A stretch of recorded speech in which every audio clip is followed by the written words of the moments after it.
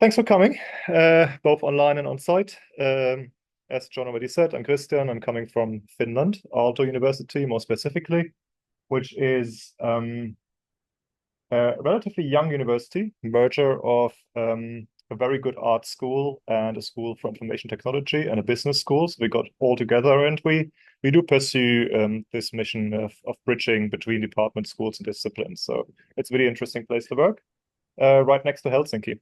So coming all the way here, leaving Finnish winter behind, which is of course very sad. And as John already said, the idea of this talk is to give you just a quick overview of what I've been up to in the last few years to see where we could connect. And it's an interesting one because from the way I see it, you do so many different things in this lab. So I feel like there might quite be a few things that might be too far out for you or not. So I really appreciate you also challenging me on the things expressed here and giving me your ideas, because I think that's where how good things happen. So yeah, three lenses on creative AI research, and I chose these lenses of evaluation, adoption, and perception because I think they quite nicely summarize the work I've been doing in the last years.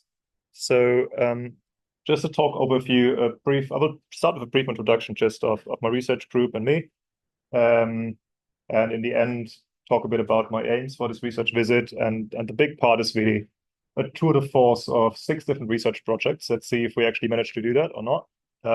Maybe I'll leave one out or so if we're short on time, across the topics of the evaluation of AI creativity, the adoption of creative AI in a workplace setting, and our perception when interacting with creative AI. So these are all published papers. You can find them online, but I also include the references in the talk. But to start with, I want to provide you with a quick idea of the research group that I founded at Aalto. I call it the Autotelic Interaction Research Group, or the AIR group in short.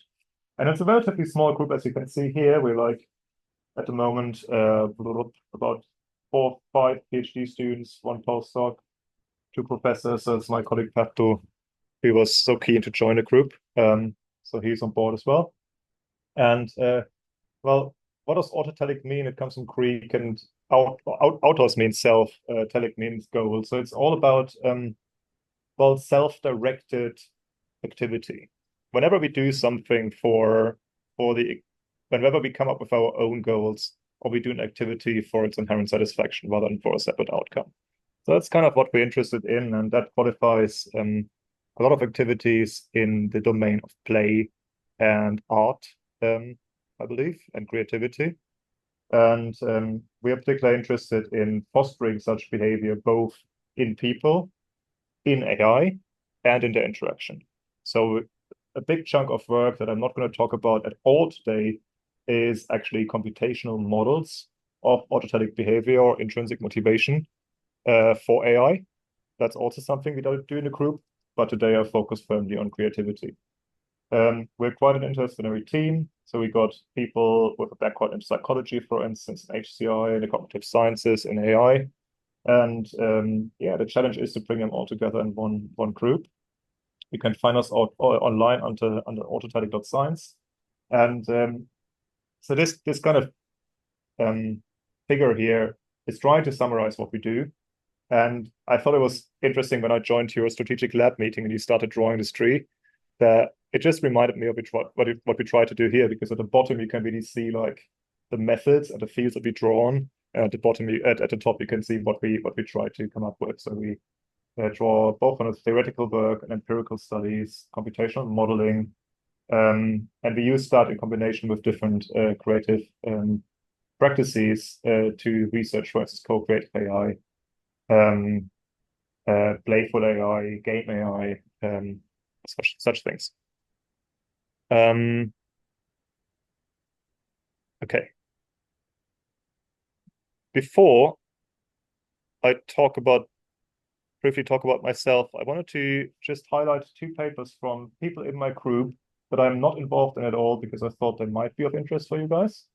One is a recent paper by Joel, who I co-supervise as a PhD student now, who has been interested in, or his whole PhD research is about fostering trust in AI when using AI in the context of design. So he had this extended abstract in Kai this year, and he's coming from a service design background, now venturing into other areas of design, and interested in establishing more trust in interaction with AI and design.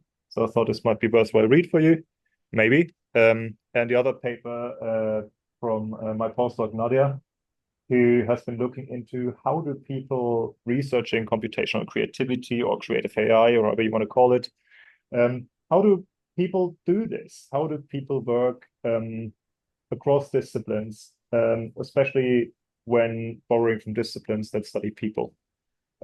So she's been doing like an interview study with different researchers in that area who talk about how they go about their research. Thought that could be interesting as well. Okay, briefly about myself. I'm both a computer scientist. I'm also an art historian. So I got a PhD in computer science, but I also got a bachelor's and a master's in art history. And I'm now assistant professor in creative technologies, which I think is the coolest title ever. At Aalto. My PhD comes from London. I studied in London at Goldsmiths and Queen Mary, and I wrote it on intrinsic motivation in computational creativity applied to video game AI. So you see three components there, one being computational intrinsic motivation, one being computational creativity, and one being games as a particular creative application domain.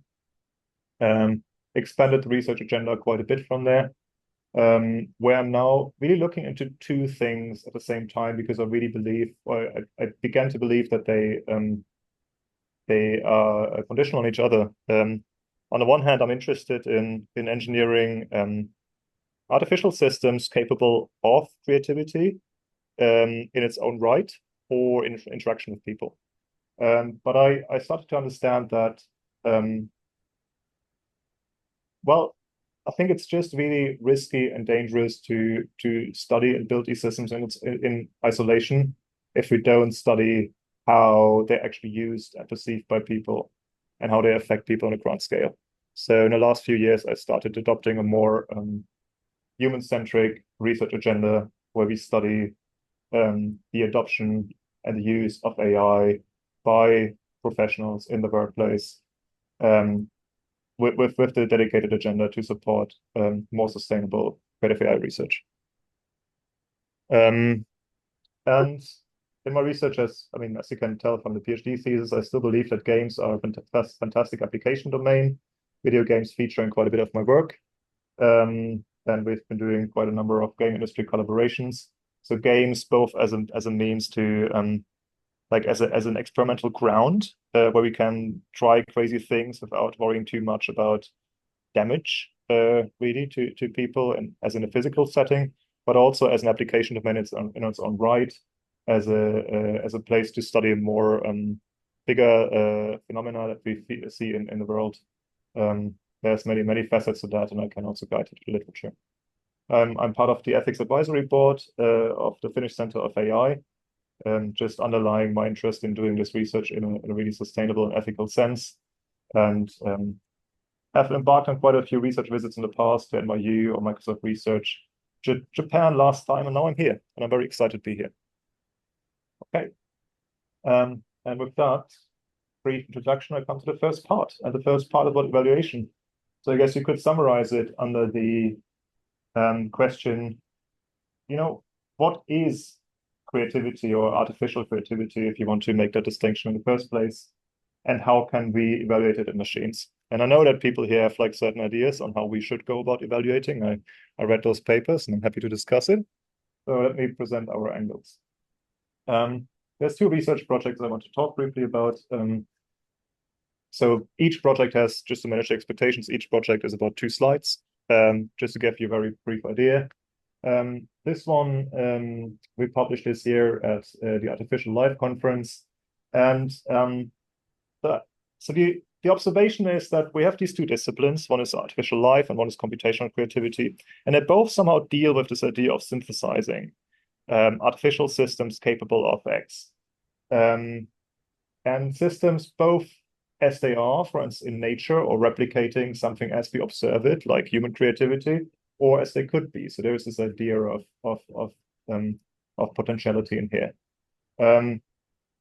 Now, if we step back for a moment, we can establish that creativity is quite hard to define, if we dare to define it at all. So some people have tried this and have done like these meta-reviews of creativity definitions and came up with a standard definition of creativity, consisting of novelty and value. So we would say that, and that's surely being contested too, but a lot of psychologists work with this construct where they say a creative product has to exhibit both an element of novelty and an element of value. But of course, there's a big issue with that, in that we have to ask, okay, novel for whom, and how much novelty is needed to distinguish like one thing from the other and to say this is truly creative. And what is value really? It's quite underdefined. It could be effectiveness, could be utility, could be beauty, and all these things. So we have these definitions, but they are still not quite satisfactory.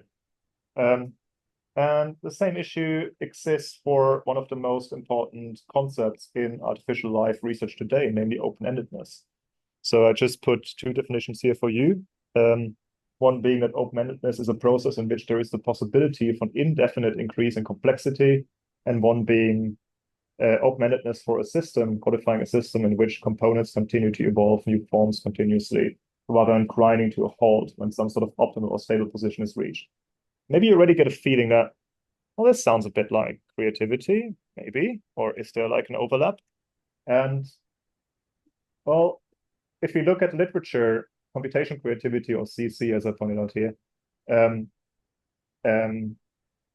is talking about synthesizing creativity, and Adap's talking about synthesizing open-endedness, and they both call it the grant or the final challenge of AI research in total.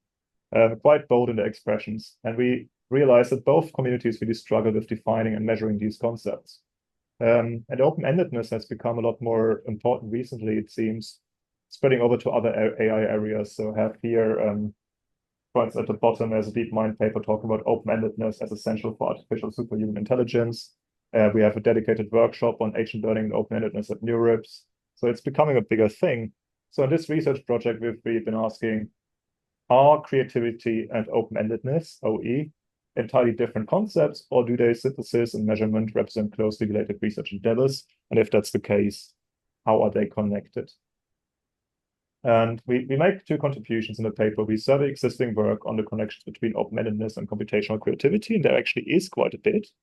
And we developed 16 new connections, and these are really just teasers. You can see it on the right hand here, where we say, could it be that? Could it be that? Could that be a connection that really invites more research? So it's really, I would say, take it and write your next paper on it. There's 16 ideas for you here. Yeah, so that's that one. And this is really just about refining our understanding of creativity and open-endedness in the computational domain. So it's a very much a conceptual work. Here's something else altogether, and I wouldn't be surprised if this was the thing that might feel like most out there for you guys, but I thought I'd include it nonetheless.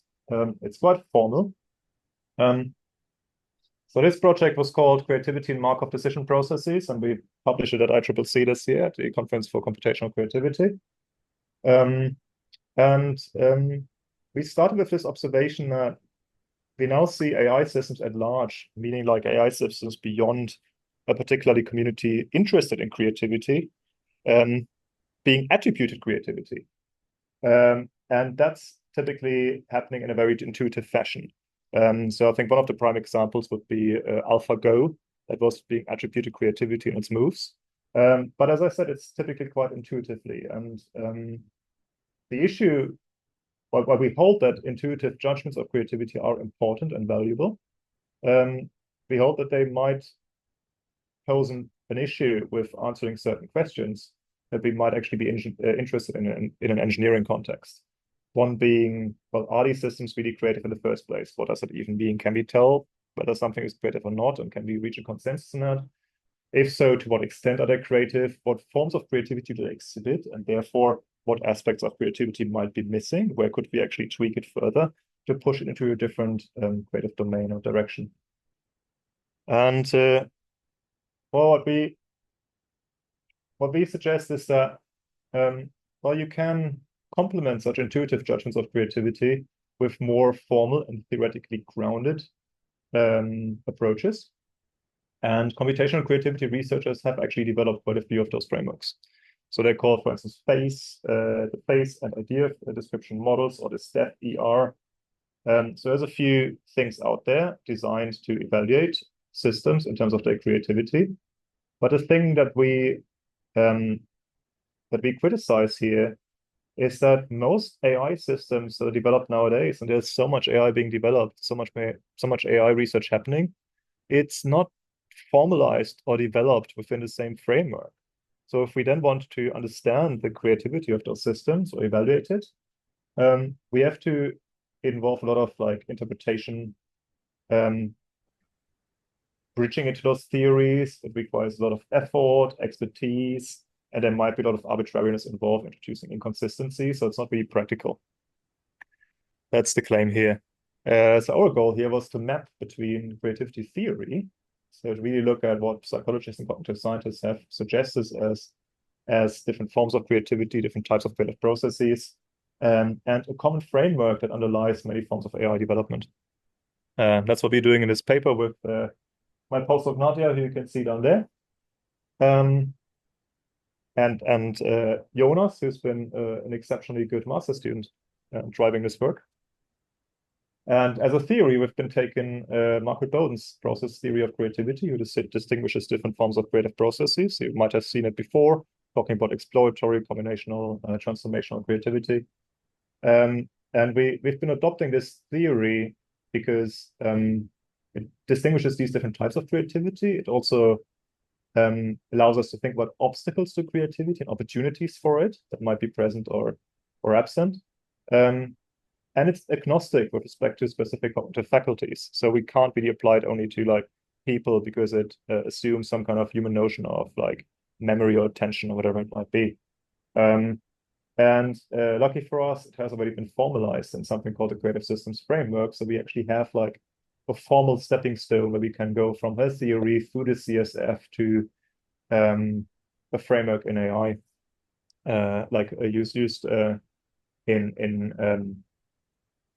used more widespread in AI research to construct systems. So the contributions of this work is that we argue which AI framework to go for, and say, really, if we want to go for something quite the least thing we have to use to adequately map it to Bowden's theory is something called Markov decision processes. And you can see that on the top here. It sounds really, for those who haven't seen this before, it sounds quite daring, but it isn't. It's really just about, you have an agent, they perform actions on an environment, they receive like an observation in return and maybe a reward. That's it. And you can use that to formulate all sorts of different problems and processes and how people interact with the environment. So we identify that as a basis for our theory, for our mapping. Then we develop 11 such mappings, and then I'm talking like about actual formal, mathematically formal mappings between such Markov decision processes and creativity theory through the Creative Systems Framework. And we evaluate 3 in detail. You can see that at the bottom here. I included just those 3 Nature articles to emphasize how widespread Markov decision processes are in AI research. So all these systems described here on the title, on the cover pages, have been formalized in Markov decision processes, and would therefore be susceptible for analysis with our framework. And we then analyze the different types of creative processes, and also the threats and the opportunities for it, called uninspiration and aberration, under these 3 mappings. And we talk about different quality criteria for selecting which mapping to choose, because obviously it's like that there is some ambiguity here, and we have to make a decision which one to go for. And the findings are, well, this is really work in progress, because what we find is that some types of creativity that we might think of as rather complex are actually quite trivial to be achieved in a standard Markov decision process, and therefore we could argue that a lot of AI already exhibits that form of creativity, while others may be impossible under that particular formalization. And therefore we're interested in taking this further, expanding it, and seeing, okay, if we choose a more complex process, what types of creativity become possible and how can we bring them about in AI. Okay, and with that, I jump to the next part. So it's really the tour de force, as you can see, and now it's a completely different topic. And I hope you find some pleasure in the different nature of these research projects. So now we're talking about adoption. So the question here is, if we now take a particular AI system,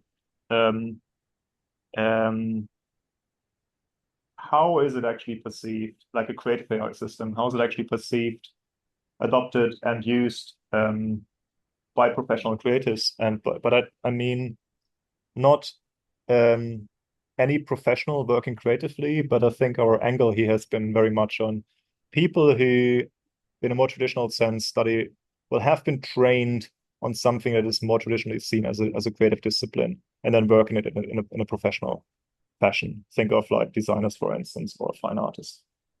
And this research stream is very much in the idea behind that is very much to understand what impact does our work have. What should we do to foster a more sustainable adoption of these things? Maybe what things should we not research at all? I think that's an option as well. And I'm quite critical of that, as you might see. So here looking at two different projects, one of which might actually be interesting for John, given the funding you just won. So here we've been looking at creative collaboration with interactive evolutionary algorithms.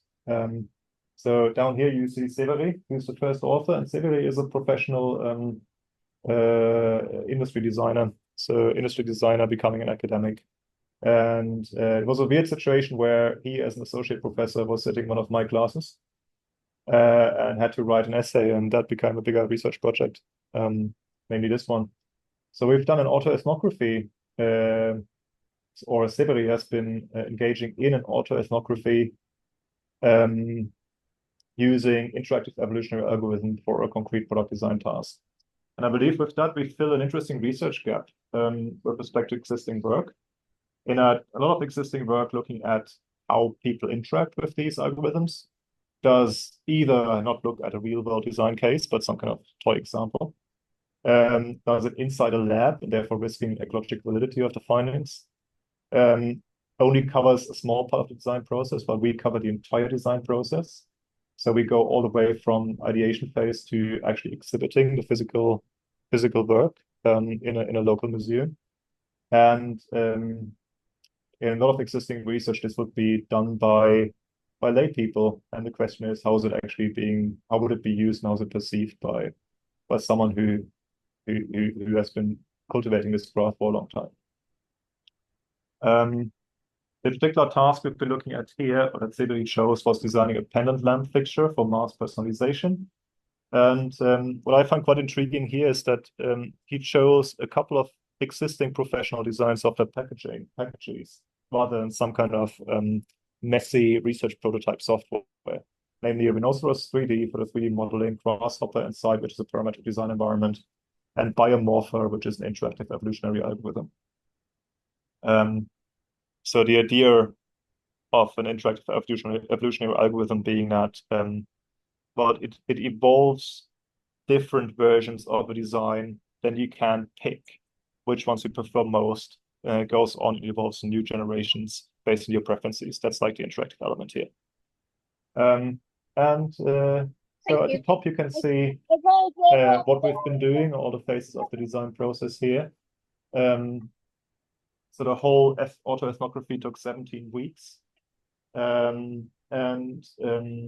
Every dot here in this diagram at the top right represents basically one point of reflection and one thing that's described in more detail in the paper that Severi has been reflected on. And it's mostly covering questions of what was his experience co-creating with this AI in terms of perception of roles, perception of agency and changes of agency.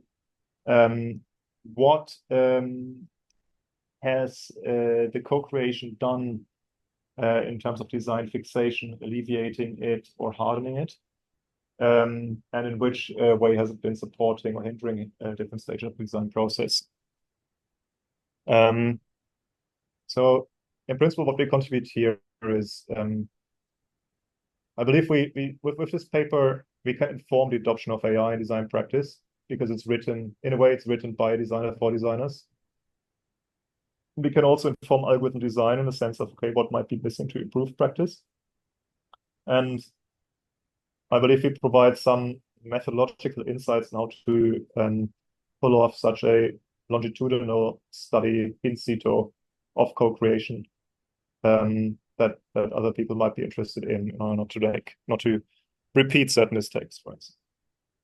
Yeah, so that's this, and here in the center you can see some of the design variations in a software package, and down there you can see a rendering of the prototypes, and on the title slide you could or maybe at some point earlier I also had a picture of the physical prototype and exhibited in a museum, and it traveled to a number of different design fairs.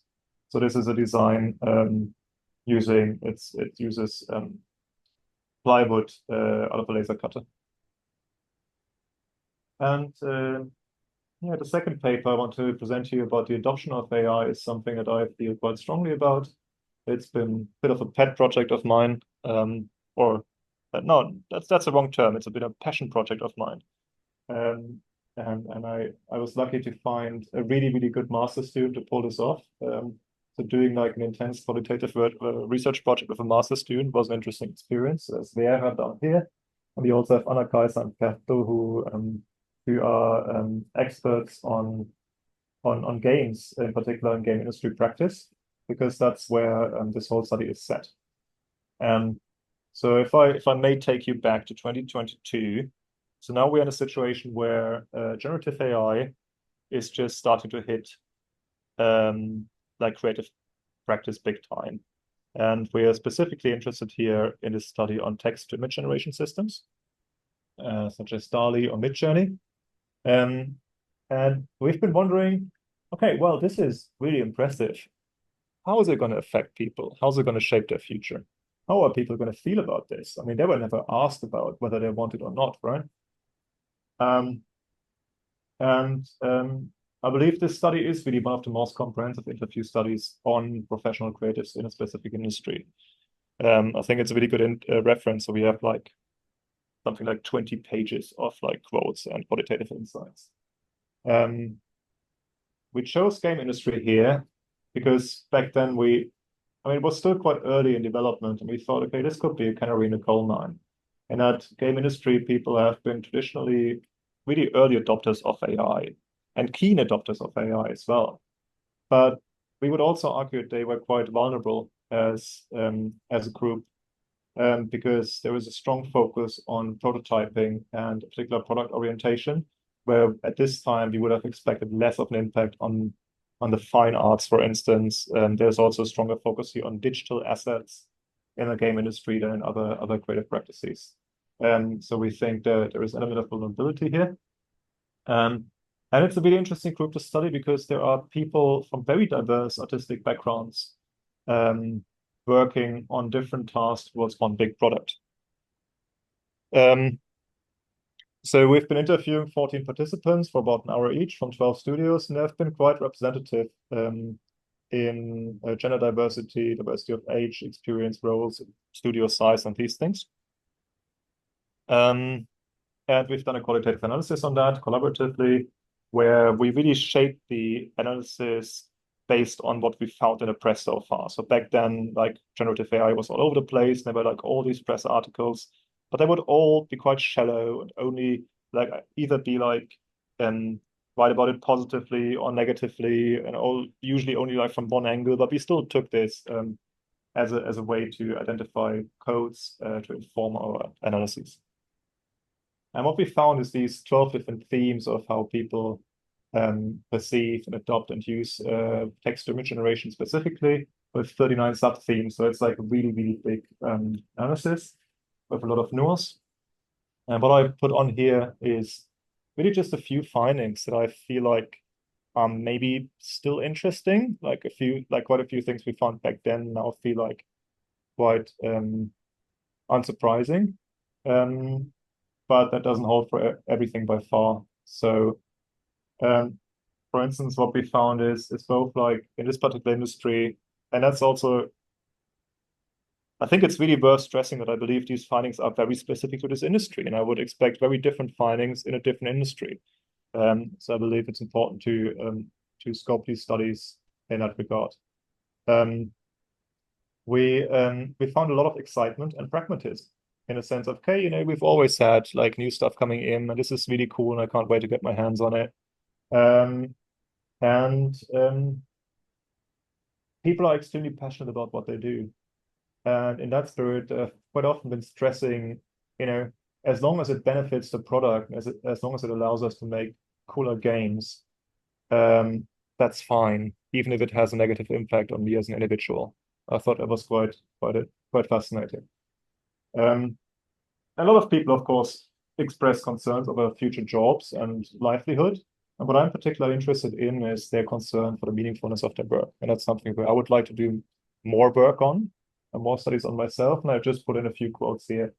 So you can see that at the top, for instance, some like a narrative designer. The first number is just a participant number. You can ignore that. Says the further one gets to the heart of the concept, the more heartbreaking it is to hand it over to an AI. So to be just, the publisher, somebody who sort of fixes the errors is not a very appealing idea. Or here a concept artist who says that sitting and writing prompts is not a rewarding thing. So here we really talk about how people perceive the impact of what they find most rewarding and meaningful about their creative practice. And I think it would be incredibly interesting to see how people reflect on it now, 2 years.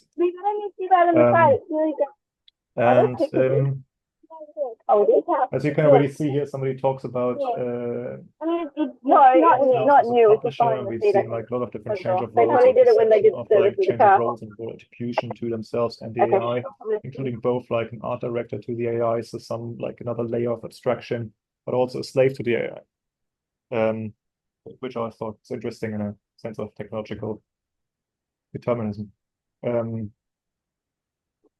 What I also find interesting and worthwhile studying more is the perception of whether generative AI in this context or text-to-image generation in this context are a blessing or a curse vary a lot between individuals and leadership. So we have this quote down there, and you can just compare that to the upper two ones, where like here we have a lead UI and UX designer who says, we can just use straight up this, we definitely can use just straight out stuff from Midjourney and give them to an artist instead to then paint over it and refine it, and they will be super happy now. And at the same time, we found people like kind of frontline artists who were like super unhappy about this, right? And one last thing I wanted to note here is something that struck me is that text image generation in this study, or people reflect on it as something that both supports but also alleviates communication. So they're saying now I can actually, instead of trying to describe what I want in a really complicated way to our customers or clients, I can just create an image. But other people just say, okay, now I can just do it myself, and I don't really have to involve an artist anymore. So it's a thing where the jury, I believe, is still out on what it actually does to interaction of people within bigger development teams. Yeah. And that's that part for adoption. I think time-wise still okay. So let's look at the last research stream that I called evaluation. So the overarching question here, I believe, how do people evaluate creativity when exhibited by an AI? And the first project here, it's a very HCI research project, and well, I guess in a way, actually, both projects are somewhere between HCI and engineering psychology, or psychology about understanding people, how we work as people. So the idea behind this first project, which I did together with my former PhD student, Sebastian Berns, who now graduated. So he was actually co-supervised with Simon Colton, who you might know. Is about understanding and informing similarity estimation in video games. And so how is this about creativity? Well, the way I see it is, if you think about creativity, if you accept this view and say, okay, a creative product is something that is novel and valuable, okay, there's an element of novelty here. Novelty and similarity are really, really flip sides of the same coin. Now, in a lot of domains, especially if we go online in the sense of like not on the internet, but like during runtime online, like not doing design time application, we need surrogate measures of similarity to estimate how similarity are things. To give you a concrete case, here we've been looking into video games. And an important application domain in video games for such similarity measures is procedural content generation. So you play a game, the game generates content for you on the fly. So that's not something where I could come in as a person and say, okay, yeah, this looks good, this doesn't look good, but I need some automated way to say one thing is different enough or too similar to another. Think of the game No Man's Sky, where you can explore like a huge galaxy. Well, if every planet just looks like the other, it gets boring pretty quickly. So in these applications, surrogate measures of similarity are quite indispensable. So some way to estimate how we as people would judge two things as similar. But there is a lot of different measures out there. And we were wondering which of those measures actually mimic our perception best and which features. So once we know that, well, chances are they're not perfect yet, right? So if we want to develop new measures, which are actually those features that govern our perception of similarity of a certain type of artifact? And now it's important to note that these are like super big questions, right? Because similarity concerns almost anything. So we have to focus on one very, very specific type of artifact here. And here we've been focusing on games and specifically on tile-based video games. So that's like super, super specific, and yet just small enough to really grasp it with one study.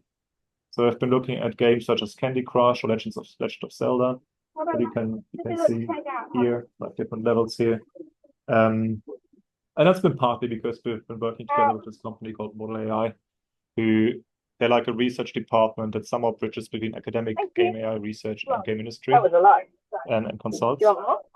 And what we also wanted to do with that is really questioning developer assumptions. So the common assumptions between like amongst game developers is that it needs a lot of like expertise and yeah, a lot of expertise and it requires us to handcraft those measures to work perfectly on one particular type of artifact. But we don't know if that's actually true. So we've done two studies. One dedicated to determining which measure actually performs best. So we've been evaluating 12 different measures, some of them being quite general purpose, such like panning distance between artifacts, some being quite custom tailored, something about like measuring like tile patterns, symmetry, something like that, and some coming from computer vision, so really machine learning models trained on large amounts of data. And we already had a feeling that, well, at the moment, computer vision models seem to be like really strong contestants, but they are trained on natural images mostly. So do they actually work well in estimating our perception of similarity in a domain where we talk about synthetic images and highly stylized images of video games? So what we did was do like an online experiment where people had to judge these pairs. So you kind of give them like two levels at the bottom, and you ask which one is more similar to the one at the top. We did that with 450, 460 people. And we took this data set to construct a perceptual space. So in this space, every point now corresponds to one stimulus, one level. And then we compared these 12 surrogates measures in these spaces versus people's perception of similarity. And we calculated all sorts of different measures to come up with this kind of ranking. And it turns out that actually the computer vision models that are trained on exclusively natural images work best, nonetheless. But actually not that far off from other measures. And because applications might differ, and sometimes we might want to develop a custom tailored measure, we follow this up with a multidimensional scaling study, and you don't have to know in detail what that means. It's a dimensionality reduction technique where we can take this data from the first study, and we can do we can run it through a mathematical process which projects all these different levels on different axes, and then people can give these axes a name. So you can see at the bottom here, and basically the task then is to look at, okay, on the very left-hand side, it looks like this. On the very right-hand side, it looks like this. So what could this axis be all about? And that's something we investigated with focus groups of like game experts. We looked at these axes and came up with, okay, I think the feature distinguishing those levels here, or the feature based on which people have distinguished those levels in study 1 is X. So we come up with a list of those features. And the implications are, well, you can take this paper and now, okay, for your particular application, this is the metric that probably works best for me if it's in this very specific domain, which yet makes for a big part of the industry, a lot of people producing these types of games. It highlights design requirements for new metrics and provides recommendations for which metric to choose of another. And that brings me to the last project, one that I'm really, really fond of. And that's now only about to get published. So this is quite fresh from the press, or quite not quite in the press actually yet. So this is going to appear in ACM Transactions on human-robot interaction, but it's firmly on creativity. And it's a project that my new PhD student, Nikki, has been driving. And Nikki is a fantastic person with a background in both psychology, so a full psychology degree, but also in AI. Yeah, so what is this about? We start with this observation that, well, creative AI, creative in quotation marks here, becomes more common and integral to our everyday lives, so both at home and at work. But at the same time, we kind of know very, very little about what makes us call AI creative. And why would that matter? Well, we think it's actually crucial, or at least plays an important role in answering quite a few of those important questions here that we pose ourselves now. For instance, how will AI be adopted by creators in their work? Well, it might actually depend on how people perceive it in terms of their creativity. How will it change our understanding of creativity? Well, how does it actually challenge our understanding of creativity? How do we perceive it as creative? Who will receive credit for AI-generated artifacts? Also about our perception of creativity in those artifacts, in that AI. And if AI was ever autonomously creative, would we recognize it as such? I think that also depends very much on how we assess creativity as exhibited by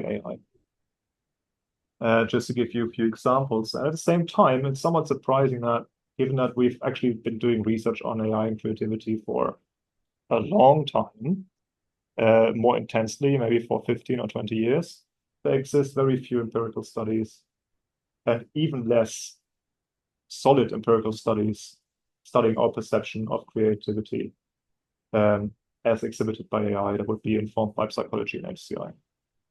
And people have lamented that in existing work. Here specifically, we focus on embodied creative AI. So we mean actual robots, such as painting robots, robot musicians, and performative actors. And we do that to be more encompassing and future-proof, but also because we're quite convinced that creative AI is going to develop more into embodied machines. So what did we do? I have to cut this really short, which is tricky because it's such a complex study, but we've focused on two different aspects that might play a role when people talk about the creativity of machines. So on the one hand, we've seen a lot of research that talks about, well, the product is not everything. It's also about how you get to that product. It's a process you engage in when you're being creative. The product plays a role, And the other aspect is embodiment might play a role, like what is that shape and that appearance of that system that creates.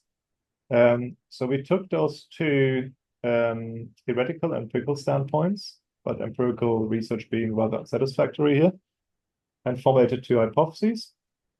And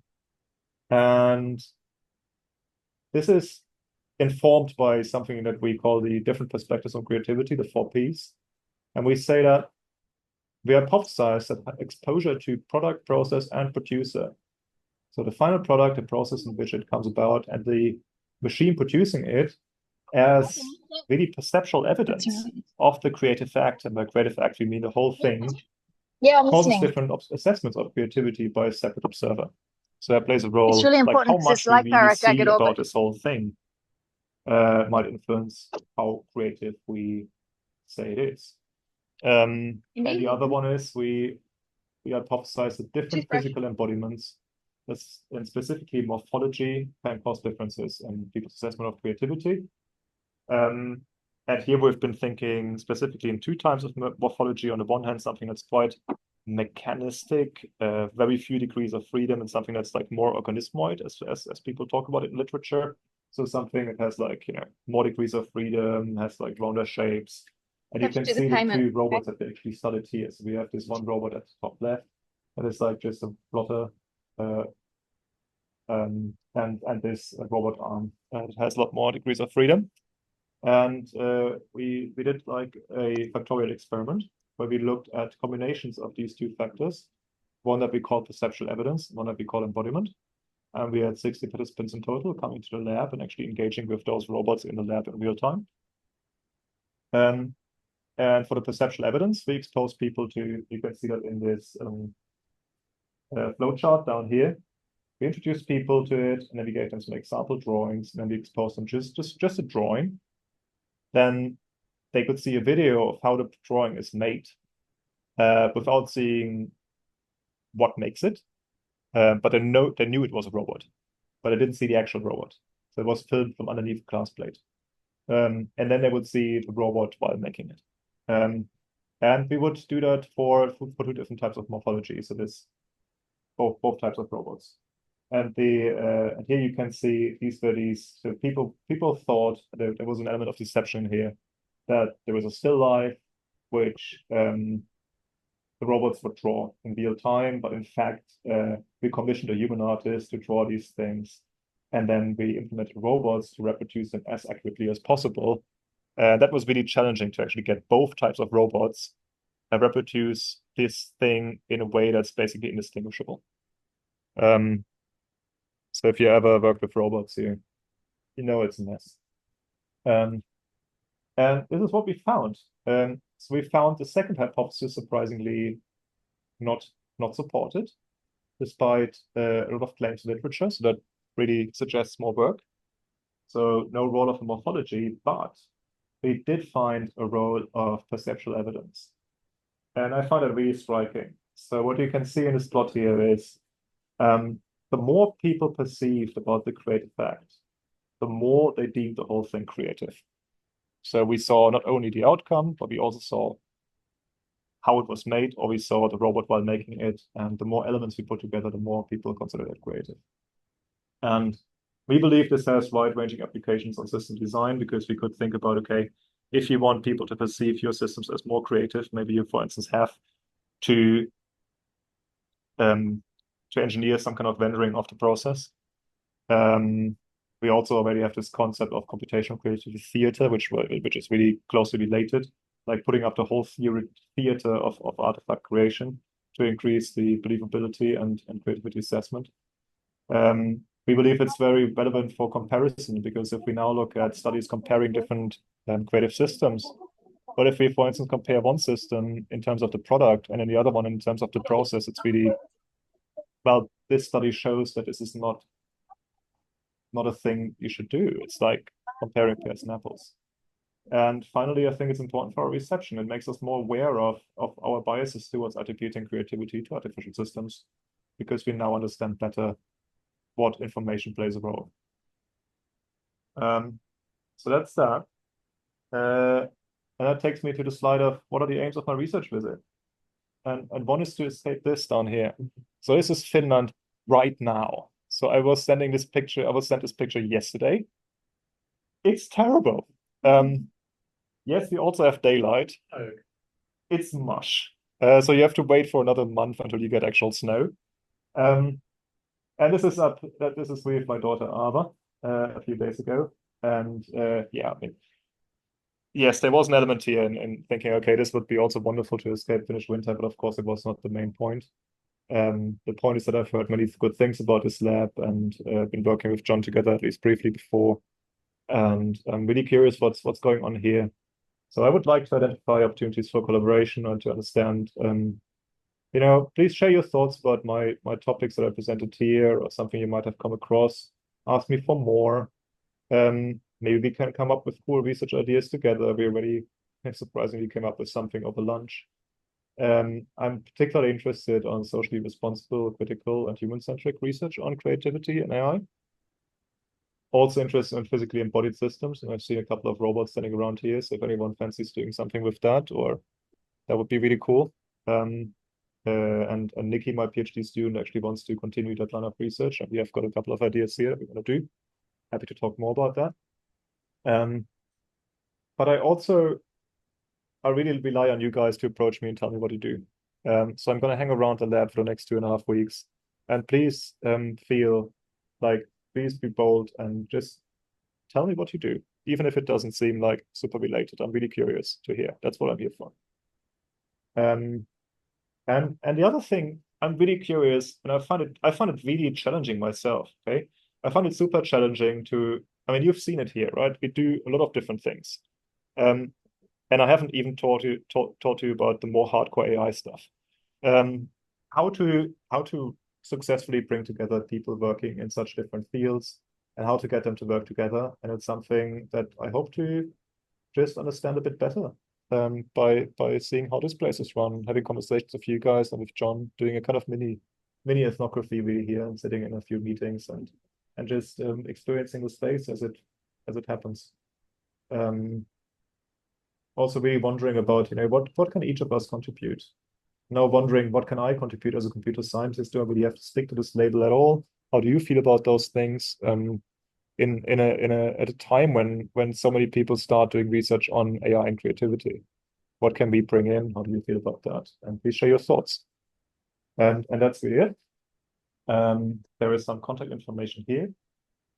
But I'm here for you and looking forward to chatting more in the next 2 weeks, 2.5 weeks. Thanks.